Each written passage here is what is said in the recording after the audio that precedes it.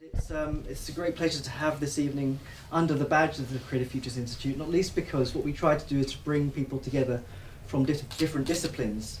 And with this event, which is a presentation of artists' work for the first time in Scotland, but also to have a book launch. And what we try to do with our events is to combine them so we have some element of theory and some element of practice. And a lot of our researchers often work with artists. We have collaborations with scientists. And so to have this event is a really good indication of what we try to do. So it's wonderful to have these artists, Kennedy Browne, with us tonight. And this is the book that's been written by our Professor Kosmala, Imagining Masculinities. I'm not going to spend any more time talking about this. Katarzyna will introduce the artists. We have 2 screenings and some discussion. And the book will be available for purchase if you wish after the event. It's also available online and in bookstores. So over to Katarzyna. Thank you very much. Thank you. I'll just say very briefly a few things about the book. So the book is really looking at the idea of a construction of the gender, and it's really trying to challenge the idea of how do we understand the heteronormative realm of what is masculinity, what is femininity in today's world. Looking at the lens of contemporary visual art practice, especially situated in the context of European realms.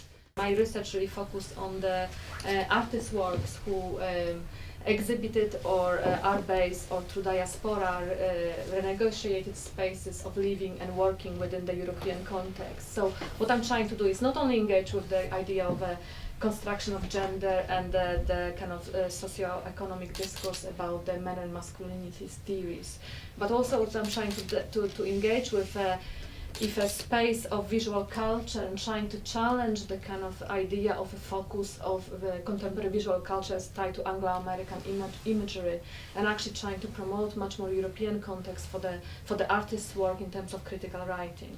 So that's the kind of 2 dimension of the book. And each book is dealing with different space of masculinity, so I'm doing with the spaces of masculinities in a context of working life, in a context of leisure, in a context of sport, in a context of private space like sexualities, aging, lifestyle. So there are different types of spaces I'm exploring, and in one of the chapters I'm looking at the globalization and the labor markets.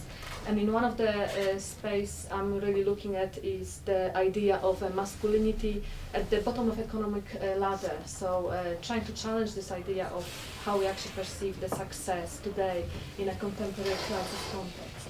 So each chapter deals with refers to several artists' works, and that's how on that basis, in the practice of visual practice, I'm trying to deconstruct the idea of a notion of gender in a heteronormative realms. So I'm really pleased to have here today with us Kennedy Browne duo. In one of my chapters I'm actually referring directly and engaging critically with their work. One of their work, which is the How Capital Moves from 2010. And we will have a pleasure to see the couple of works by Kennedy and Browne in a few minutes. But I would like to introduce the artists. So Kennedy and Browne came today actually from Dublin and from Galway to be with us during this event and to share with us their screening and talk a little bit about their practice. I would like to now introduce them in a sense that asking them question, because in their work, not only deal with the idea of construction of the gender, but also they practice, in a way, they deal with the idea of a construction of the gender by the kind of mysterious way of calling themselves Kennedy Browne, and I would like them to unpack that a little bit as a sense of introduction, and also perhaps introduce the first work, which is How Capital Moves, before we go into the screening, and focusing in particularly about the idea of co-production in the context of the practice as Kennedy and Browne understand themselves. So I'm really welcome here Sarah and Gareth and ask them to perhaps introduce themselves and the first video we're going to see. Thank you, Katarzyna, and thanks also to CCA and the University for hosting us, and to all of you to come to listen to us. This is Kennedy, I'm Browne. For context, I'm Sarah Browne, and this is Gareth Kennedy. Just to say that we work on solo practices as well as Kennedy Browne, so Each practice has its own defined identity, and with Kennedy Browne being a kind of coalition, I suppose, a collaboration we've nurtured since 2005. The moniker for Kennedy Browne came about in 2009, when we kind of, I don't know, consolidated each of our 3 practices. So I suppose for people that don't know the work, it's important to maybe describe. Sometimes we talk about Kennedy Browne a bit as a third person. So we talk about Kennedy Browne as somebody over there that's doing this stuff. And we don't talk about it as me doing this and Gareth doing something else. And we quite enjoy when we receive emails addressed to "Dear Kennedy, we saw your work and da da da." So we like the idea that this is an individual that has, with these 2 surnames, has a kind of a slightly ambiguous and flexible gender structure. More than maybe the work directly dealing with gender, it's kind of from the way it's formed with this collaboration, it quite naturally arises that you're kind of dealing with quite interesting presumptions from people about how an artist operates and maybe how a man and a woman might work together. And I think coupled with that, I suppose, as happens when people work in partnership, maybe outside view tries to determine how do you unpack things, how do you like neatly kind of determine which bit's Gareth's and which bit's Sarah's. But I suppose we really like strongly defined and kind of nurtured a practice as it's really the space in between us that the work comes out of. To be fair, we probably agree with each other 92% of the time or so, thereabouts. But it's really that kind of 8% that we're working on a project that causes kind of interesting kind of frictions that have to be unpacked, that have to be discussed, that have to be unraveled. That's good. For me, that's the kind of wellspring of the work, and that's why we feel it's a positive collaboration in the work that we consistently make out of it. It's distinctive and it surprises us, and it's quite a remove from our individual practices. So to talk a little bit about the thematics in the work, just to move on to introducing these 2 pieces. A lot of the way that we work together is based on, we tend to work with moving image quite a lot and work with collaborative ways of scripting things. And we often work with materials that are already somewhat existing. So there's kind of a series of authors in a given piece. And we think about scripting as a way of, we think about, I suppose, capitalism or neoliberalism as a kind of script that we're taught as something that exists, maybe a myth. And we think about our practices trying to generate alternative myths from within that, or alternative narratives from within that. This is the first of these 2 works that we'll screen tonight are the first 2 works of a trilogy that we call the Redaction Trilogy. And we think about redaction not just as a way of removing information, but also as kind of taking a big pot of diverse material and distilling it into something that maybe makes us some kind of singular narrative. And each of these has a disclaimer, these works. Before I read out the disclaimer, I might, regarding kind of the term redaction, I suppose it's, and also the kind of realm within we work with, our own work, our own personal work might be considered more material. Our background is in sculpture. It might be more analog and Kennedy Browne is definitely a digital entity. It's definitely a child of Web 2.0 and a consequence of Web 2.0.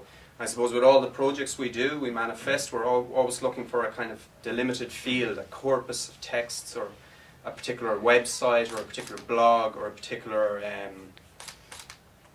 some sort of kind of delimitation of material that we enter into, and then that becomes our project domain, which we rarely, if ever, leave. And out of that, we kind of craft a script through a process of compositing and gathering and trial and error, and I suppose weaving narrative or rupturing narrative through that. I suppose, like regarding this project here, the first screening we'll show, it's How Capital Moves. It was commissioned for the Łódź Biennial in Poland in 2010. Us coming from Ireland, we were very interested in the story, the effects and the causes of an American multinational computer factory which was operational in Limerick City in the southwest of the country, which had recently moved to Łódź in Poland. So we were very interested in investigating the effects of this on in an Irish context. 1,500 jobs were directly lost, but in the broader economy, I reckon 10,000 jobs were lost in 2009, a time when the country was already going through quite some economic calamity. Just to discuss kind of our source material, we always knew there'd be a translation thing involved. We're not so comfortable in going other places and just, you know, readily accepting and performing in the contemporary hegemonic language, which is English. So we always knew there'd be a Polish language involvement. This work is scripted from a website, an online blog, a singular blog, which we won't name, and we won't indeed name the company for this evening. We'll just refer to it as the company for fictive purposes. But this online blog, Ireland, of course, is home to many multinational companies, make a considerable contribution to our GDP, if not our GNP, due to our low corporate tax rate. And under kind of European law, of course, you know, workers can unionize, but there's a special relationship, I suppose, with US multinationals that are, it's not that they can ban union representation, but they can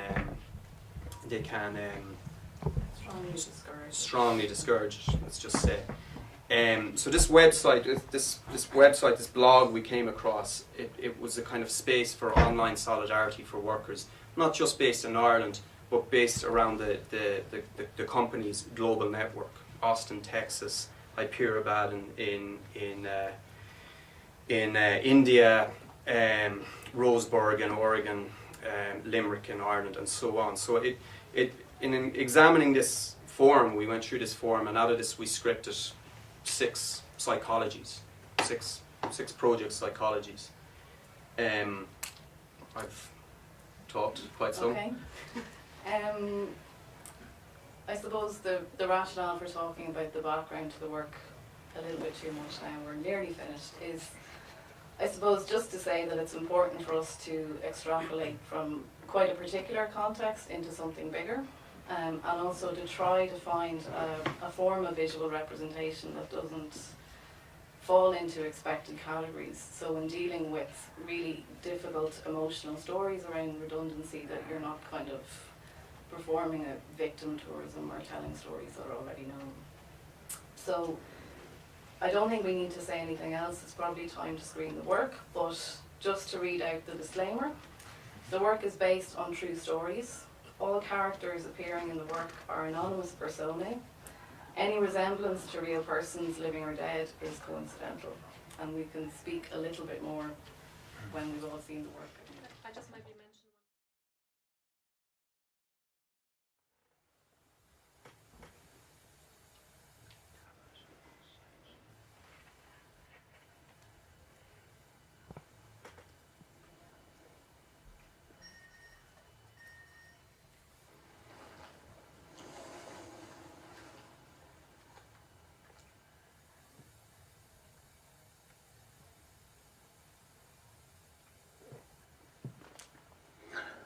Wysoko posadzone i dobrze poinformowane źródła powiedziały mi, że można spodziewać się cięć na naszym korporacyjnym drzewku. Nie jestem pewny ich lokalizacji, ale tutaj jesteśmy na celowniku. No cóż, firma zawodzi Wall Street na całej linii, kwartał za kwartałem. O, z pewnością sprzedadzą w tym roku więcej komputerów niż w zeszłym, ale i tak nie osiągną swoich celów finansowych. Zresztą przewidziałem to już 6 tygodni temu. I tak liczby są kompletnie zmyślone.